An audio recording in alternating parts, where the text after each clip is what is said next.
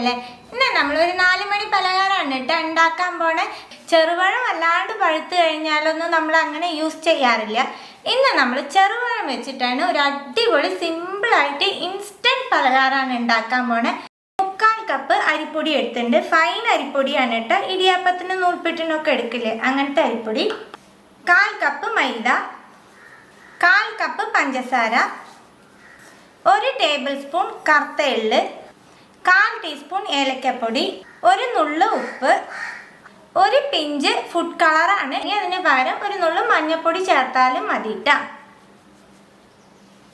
ഇതെല്ലാം ഒന്ന് മിക്സ് ചെയ്യാം. 1/2 കപ്പ് ചിരകിയ നാളികേരം അത് ചേർക്കാം. ഒന്ന് മിക്സ് ചെയ്യാം. നല്ല കട്ടിയുള്ള തേങ്ങാപ്പാലാണ് എടുത്തേക്കണേ. 1/2 മുറി നാളികേരം എടുത്ത് കുറച്ച് വെള്ളം ചേർത്തിട്ട് നല്ല കട്ടിയിലാണ് പാൽ എടുത്തേക്കണത്. അത് ചേർത്ത് കുറേശ്ശെ ചേർത്ത് നമുക്ക് നല്ല കട്ടിയുള്ള ബാറ്ററാക്കി എടുക്കാം. തേങ്ങാപ്പാൽ ചേർത്ത് മിക്സ് ചെയ്തു.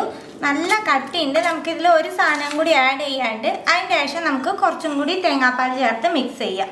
1/4 ടീസ്പൂൺ ബേക്കിംഗ് സോഡ എടുത്തിട്ടുണ്ട്. അതിലേക്ക് കുറച്ച് തേങ്ങാപ്പാലാണ് ചേർക്കണേ. പെട്ടെന്ന് ബാറ്ററിലേക്ക് മിക്സായി കിട്ടാൻ വേണ്ടിയിട്ട് എങ്ങനെ ചെയ്യണേ. ബേക്കിംഗ് സോഡയും ചേർത്ത് കൊടുക്കാം. ഇനി നല്ലോണം മിക്സ് ചെയ്ത് കൊടുക്കുക.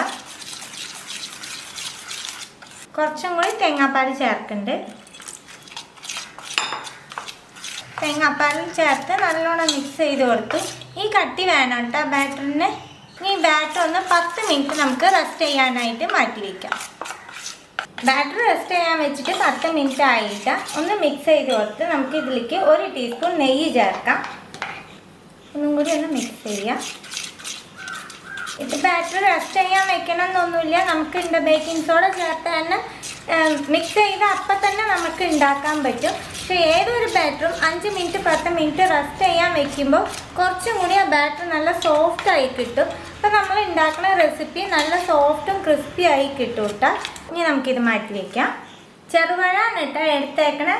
ഇത് നമുക്ക് 2ആയിട്ട് കട്ട് ചെയ്യാം. നല്ല പഴുത്ത പഴമാണ് കേട്ടോ എടുത്തേക്കുന്നത്. എല്ലാ പഴവും കട്ട് ചെയ്തെടുത്തുട്ടാ. ഇനി നമുക്കിത് ഫ്രൈ ചെയ്തെടുക്കാം. എണ്ണ ചൂടാവാനായിട്ട് ഞാൻ അടുപ്പത്ത് വെച്ചിട്ടുണ്ട്. അതിലേക്ക് ഓരോ പീസ് പഴം നമ്മൾ റെഡിയാക്കി വെച്ചേക്കണ ബാറ്ററിൽ മുക്കിയിട്ട് നമുക്കിടാം. എണ്ണ മീഡിയം ഹീറ്റിൽ വെച്ച് ഉണ്ടാക്കിയാൽ മതി ട്ടാ.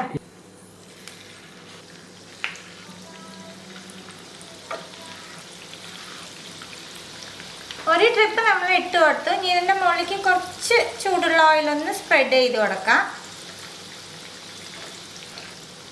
ഒരു സൈഡ് ആവുമ്പോൾ നമുക്കതുപോലെ മറിച്ചിട്ടും കൊടുക്കാം. ഇത് സാധാരണ പഴംപൊരി പോലെ അല്ല കേട്ടോ. നല്ല ടേസ്റ്റ് ഉണ്ടാവും.